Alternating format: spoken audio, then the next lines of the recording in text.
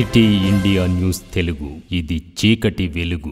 ఇవన్నీ అమలయ్యే విధంగా చూసినటువంటి గొప్ప పరిపాలన దక్షతను మన బాబు జగజీవన్ రామ్ గారు ఆ రోజు కేంద్ర ప్రభుత్వంలో మంత్రిగా ఉంటూ వారు ఒకటే సీరియస్గా వారు తీసిన కాన్సన్ట్రేషన్ అంతా ఒకటే. అంబేద్కర్ గారు ఇచ్చినటువంటి ఫలాలు అమలు అవ్వడంలో ఎక్కడైనా నిర్లక్ష్యం జరుగుతూ ఉందా అని చెప్పి ఎక్కడ కూడా నిర్లక్ష్యం జరగకుండా అమలయ్యడానికి చూడడం జరిగింది. ఆ రోజు నుంచి ఈ రోజు వరకు కూడా అందరూ చెప్పినా, అందరం ఆలోచన చేసినా, ఇందాక పెద్దలు మాట్లాడినట్టుగా అందరిది కూడా ఆలోచన ఒకటే, సమాజ నిర్మాణం. ఇవాళ మీకు అందరికీ జ్ఞాపకం చేస్తూ ఉన్నాం, మనమందరం అనుభవిస్తూ ఉన్నాం ఒక సంవత్సరం నుంచి.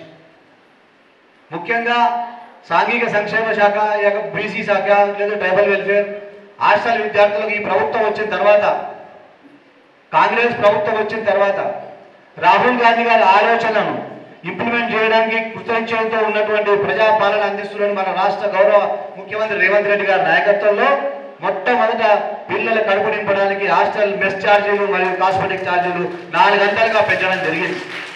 ఇవాళ మనం అందరం ఆ ఫలాలను అనుభవిస్తూ ఉన్నాం. ఆ తర్వాత ఇంకొక అడుగు ముందుకేసి మీకు రెగ్యులర్గా ఉన్నటువంటి మెనువును కూడా మార్చి మరి మంచి ఫుడ్ ఇచ్చే ప్రయత్నం ఈ ప్రభుత్వం చేస్తూ ఉంది. మరి సమాజ నిర్మాణం రావాలంటే దళితులు, తాడితులు, పీడితులు, గిరిజనులు, అక్షరాస్యతకు దూరంగా ఉన్న వాళ్ళందరూ కూడా చదువుకోవాలంటే సమాజ నిర్మాణం, సమాన విద్య ఉంటే తప్ప జరగదని చెప్పిన ఆలోచనతో గొప్ప దూరదృష్టితో మన గౌరవ ముఖ్యమంత్రి రేవంత్ రెడ్డి గారు ప్రతి నియోజకవర్గంలో ఒక ఇంటిగ్రేటెడ్ రెసిడెన్షియల్ స్కూల్స్ కొరకు దాదాపు 150 నుంచి 200 కోట్లు వెచ్చించి ప్రతి నియోజకవర్గంలో ఒక స్కూల్ కట్టడానికి ఇవాళ ప్రభుత్వం కంకణం కట్టుకుంది. మన జిల్లాలో కొన్ని నియోజకవర్గాల్లో ఆల్రెడీ ఫౌండేషన్ అయినాయి. మధ్యలో మనకి 11వ తారీఖు జ్యోతిబా పూలే జయంతి కూడా ఒకటి ఉంది.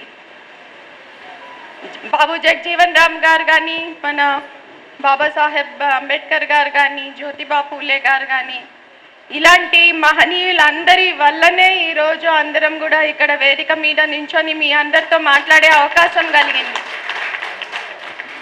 వారు ఆ రోజు దళితుల హక్కుల కోసం కానీ, బడుగు బలహీన వర్గాల హక్కుల కోసం కానీ, మహిళల హక్కుల కోసం కానీ వారు పోరాడకపోయి ఉంటే ఈరోజు నేను కూడా ఇక్కడ నించుని ఉండేదాన్ని కాదు. కాబట్టి ఈ సందర్భంగా వారందరికీ కూడా ఒకసారి నివాళులు అర్పించడం అనేది మనందరి బాధ్యత.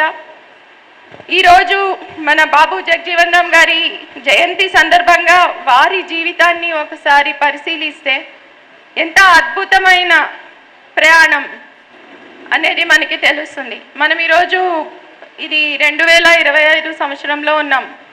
ఆయన పుట్టింది 1908వ సంవత్సరం. అంటే దాదాపు 110-12 సంవత్సరాల ముందు.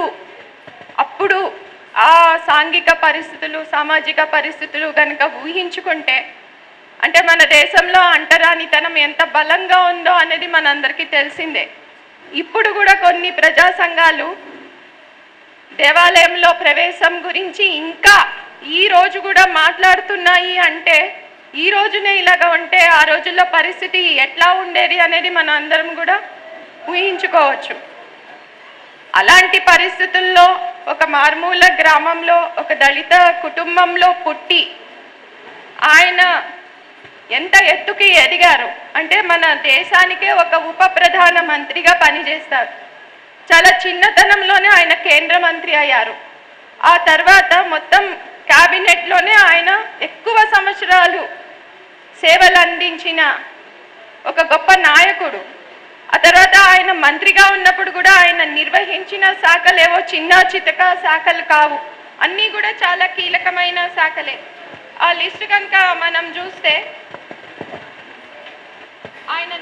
ఆయన నిర్వహించిన మంత్రిత్వ శాఖలు, ఆయన first union minister for labour ఉన్నారు, ఆ తర్వాత కమ్యూనికేషన్స్, ఆ తర్వాత ట్రాన్స్పోర్ట్ అండ్ రైల్వేస్, ఆ తర్వాత food and agriculture, defence minister.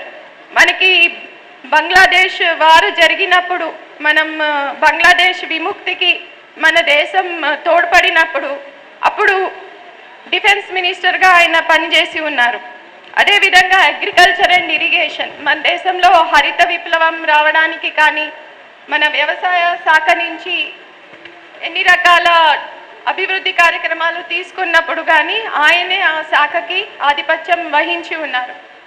అదేవిధంగా మనం డాక్టర్ బాబాసాహెబ్ అంబేద్కర్ గారి గురించి ఆయన రాజ్యాంగ నిర్మాత అని చాలా గర్వంగా చెప్పుకుంటాం. బాబు జగజీవన్ రామ్ గారు కూడా ఆ రాజ్యాంగ సభలో సభ్యులుగా ఉన్నారు. చాలా కీలక కమిటీల్లో, చాలా కీలకమైన చర్చల్లో కూడా ఆయన భాగస్వామ్యం ఉంది, ఆయన కాంట్రిబ్యూషన్ ఉంది. వారందరూ అంత కష్టపడ్డారు కాబట్టే మనకి రాజ్యాంగంలో ప్రతి వర్గానికి సంబంధించి మనకి అస్పృశ్యత ఎలిమినేట్ చేయడం కానీ, అక్కడి నుంచి మొదలుకొని సమాన హక్కులు, సమాన అవకాశాలు, ఇవన్నీ కూడా రాజ్యాంగంలో పొందుపరచబడ్డాయి. అంటే వీరి కాంట్రిబ్యూషన్, వీరి కృషే దీనంతటికీ కూడా ప్రధానం. కాబట్టి ఈ సందర్భంగా, ఈ జయంతి సందర్భంగా మరొకసారి వారందరికీ కూడా మనం నివాళులు అర్పించుకోవాలి. అదేవిధంగా ఇప్పుడు చాలా ప్రజా సంఘాలు చాలా సమస్యలని కూడా మన దృష్టికి తీసుకురావడం జరిగింది. అయితే ఈ సందర్భంగా మన దేశానికి స్వాతంత్రం వచ్చినప్పటి నుంచి ఇప్పటి వరకు కూడా ముఖ్యంగా దళితులు కానివ్వండి, గిరిజనులు కానివ్వండి, బహుజనులు కానివ్వండి, ఈ వర్గాల అభివృద్ధి కోసం ప్రభుత్వాలు చాలా చట్టాలు చేయడం, దాంతోపాటుగా చాలా కార్యక్రమాలు కూడా తీసుకురావడం అనేది జరిగింది. అంటే ముఖ్యంగా భూ పంపిణీ నుంచి మొదలు పెడితే దళితులకి భూమి అసైన్మెంట్ ఇవ్వడం నుంచి, గృహ నిర్మాణం నుంచి, తర్వాత ఉద్యోగ అవకాశాల నుంచి, ఇట్లాగా చాలా కార్యక్రమాలు మనం చేసాం. కానీ అది ఇంకా సరిపోదు, ఇంకా చాలా చేయాల్సి ఉంది. ఇప్పుడు మన జిల్లాలో కూడా